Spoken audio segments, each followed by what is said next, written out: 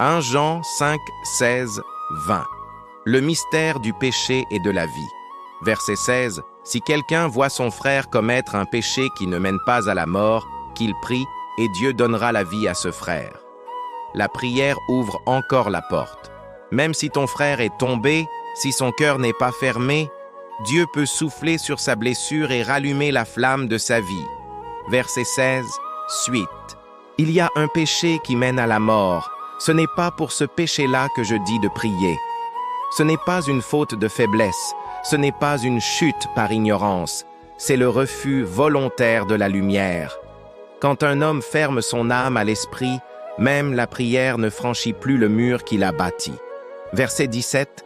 Toute iniquité est un péché, et il y a tel péché qui ne mène pas à la mort. Tout mal est ténèbres, mais toutes ténèbres ne sont pas éternelles. Il y a des fautes que le sang efface, et d'autres où le cœur s'enferme à jamais. Verset 18. Nous savons que quiconque est né de Dieu ne pêche point, mais celui qui est né de Dieu se garde lui-même, et le malin ne le touche pas. Celui qui marche dans la lumière trébuche peut-être, mais il ne demeure pas dans la boue. La vie de Dieu en lui est comme un feu invisible, et le malin ne peut pas éteindre cette flamme.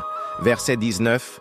Nous savons que nous sommes de Dieu, et que le monde entier est sous la puissance du malin. Le monde dort dans les bras des ténèbres, mais ceux qui appartiennent à Dieu portent une étincelle que le monde ne peut pas éteindre. Ils sont comme des étoiles dans une nuit profonde. Verset 20.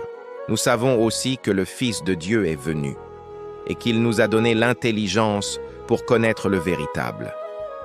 Et nous sommes dans le véritable, en son Fils Jésus-Christ. C'est lui qui est le Dieu véritable et la vie éternelle. Voici la clé. Le monde est mensonge, mais le Fils révèle la vérité.